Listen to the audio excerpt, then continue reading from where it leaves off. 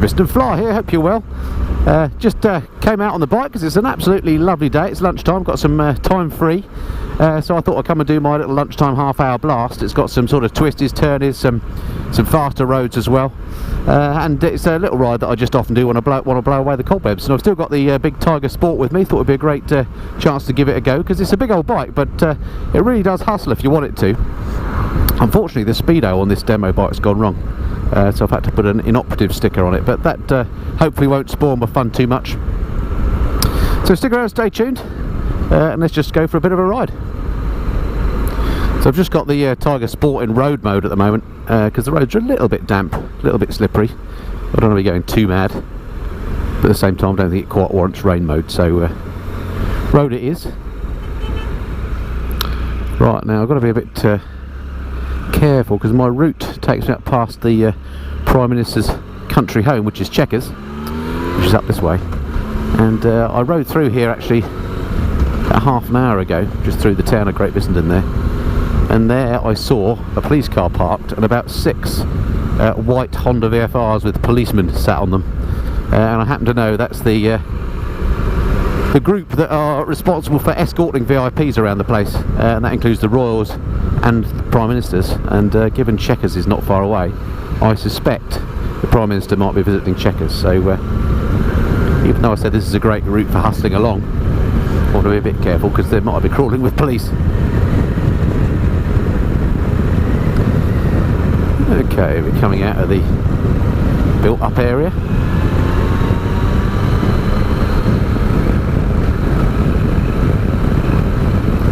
This bike is so stable on the turns, it's just beautiful for this sort of riding. Suspension is nice and soft, seats comfy, and with these hand guards as well, your hands don't get cold, which is nice. So it's all very comfortable in this sort of temperature, and it makes me feel that spring has almost sprung because it's about 12 degrees out today, which compared to of late, you know, when I've been riding at 0 degrees and stuff,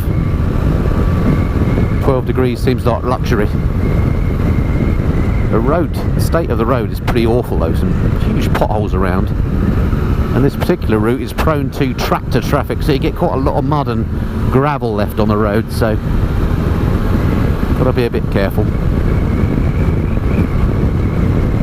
But what I like about this route, which is my sort of 30-minute blast the cobwebs away route that I often do over lunchtime, it's got a real mix of riding. It's got these little twisty lanes as well as some faster roads, some decent A roads, and also you get to see this beautiful countryside that is the Chilterns.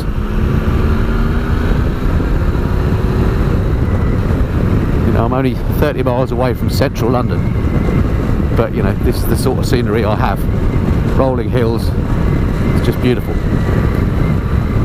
But of course, I always get stuck behind white van man, and it's no different when I'm on this route, unfortunately.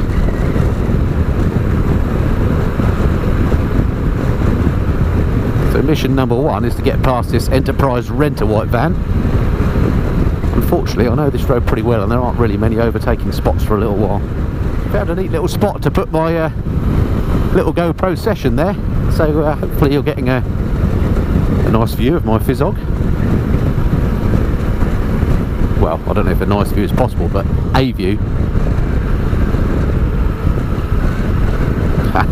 Just because it's a Thursday doesn't mean the cyclists aren't around. So one chance of overtaking here, I think. 6th gear, let's see how she goes.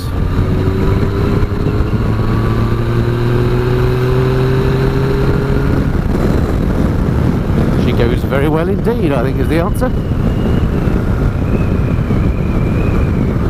I don't know what the boffins of Trumpet have done to this 1050cc engine since my 2009 Tiger 1050, but my goodness me, it's a lot more urgent, a lot more eager than my old bike ever was. What's going on here? More cyclists wiggling their way across the flight path. Of course, what appeals to me as a motorcyclist riding around here also appeals to cyclists, so I have to be very alert to them all the time. And of course horse riders, which are slightly more dangerous. let's not go on to that subject. Right, just coming up to the gates of Chequers up here. No sign of police outriders at the moment. Maybe I got that wrong, or perhaps the Prime Minister has moved through already.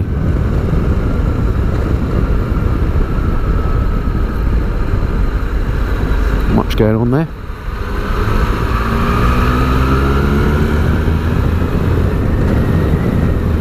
Oh, it's so nice to see the sun and some blue sky.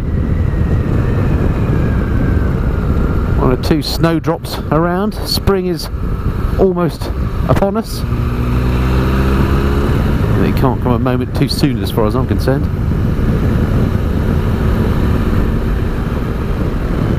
You can barely hear the engine and exhaust on this bike. The only noise that I've got is wind noise. There's quite a bit of that.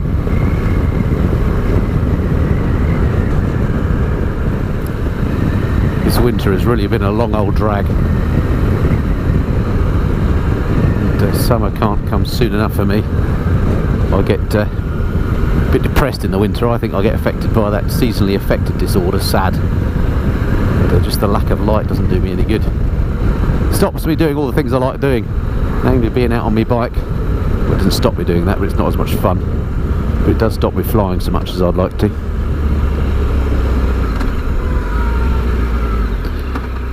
Right, how are we doing? Wait for it, thank you. Oh, little heart in mouth moment there.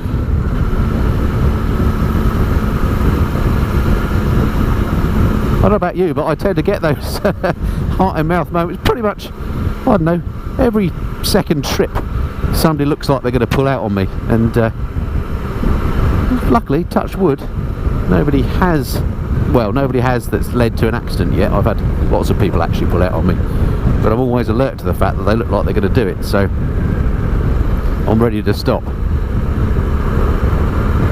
But it's incredible, isn't it? I know it's a fact that motorists don't see motorbikes, we all know that, and as motorists ourselves, I certainly have not seen motorcyclists, even though I'm obviously attuned to the fact that they exist.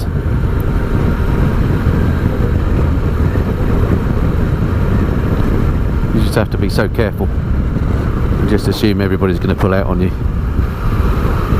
Junctions like that one we just passed, I mean, she didn't have a very good view out there, so I can understand why she was doing what she was doing and leaning out. But the ones that really get me are when you're on roundabouts. It happens to me all the time. I'll be on a roundabout, I look the person right in the eyes, they look back at me, and then they pull out. What is that about?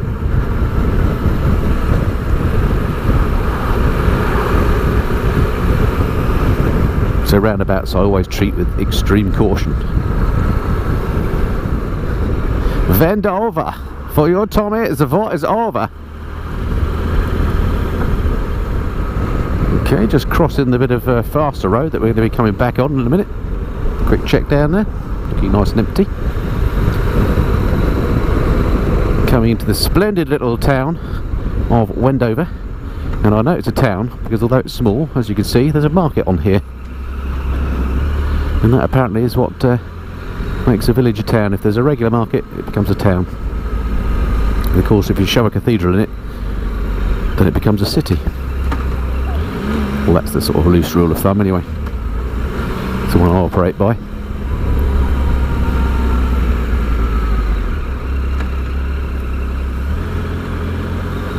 It's a lovely little place, and of course this is the place where John Major, the ex-British Prime Minister, once brought Boris Yeltsin, the then Russian Prime Minister, for a pint apparently. And it was a Sunday, and it was in the days when pubs aren't open during the day. But Boris apparently wanted to try vodka anyway. So John Major and all the security troops came into Wendover to the pub there, the Red Lion we just passed, I think it was, banged on the door and said, "Can you open up? It's the Prime Minister and the President of Russia." And apparently the landlord who was inside shouted back, "Well, I'm the Queen of Sheba, F off." At least that's how the story goes. Whether it's true, I don't know, but it's a great story. It's one that I heard John Major say, and he doesn't strike me as a huge liar, but of course he's a politician. Okay, I need to dispatch this Ford Ka as soon as possible. They obviously forgot to put the C and the K at the end of the model name on these cars. Have you ever seen an uglier car? That is a motorist that has no self-respect whatsoever. Just to add to it, look, they put a little fluffy bunny on the back as well. Right, let's go.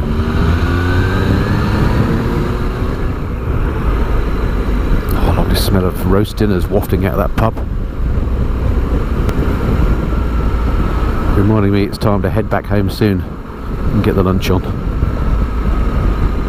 Okay, where's the C apostrophe D going? That way, okay.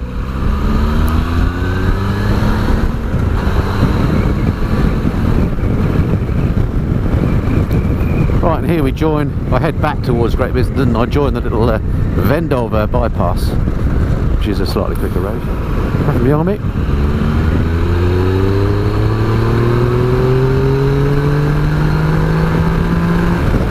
God, I love the big triple. It's like a steam train, the amount of shove it's got.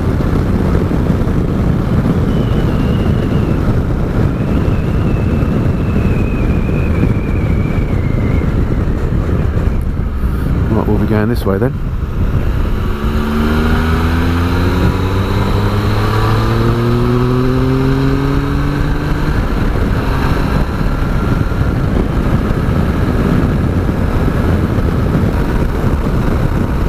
So at these higher speeds, it's a bugger that I can't tell how fast I'm going with the inoperative speedo.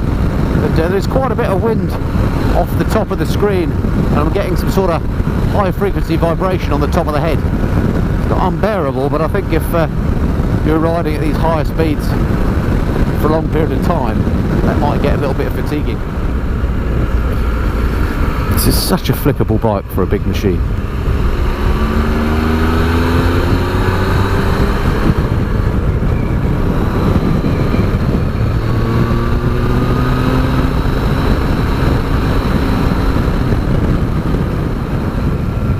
At 125 horsepower, it's the same power as the GS, but I have to say it feels a lot quicker. I guess that's down to the way that the triple engine delivers that. There's no lack of torque though. You can, you know, stick it in fourth gear and ride along at 40 miles an hour and it doesn't complain. It's a really nice engine. Okay, so there's basically a stream of traffic ahead of me, and there's little point in trying to race past it all because I'm going to be turning off back to Bissenden shortly. So that's basically it for my little lunchtime route. Hope you enjoyed the little ride along. A little vlog about nothing really, but occasionally these things are nice to do. Okay, look forward to speaking to you soon. Until then, this has been Bissenden Flyer. Cheerio.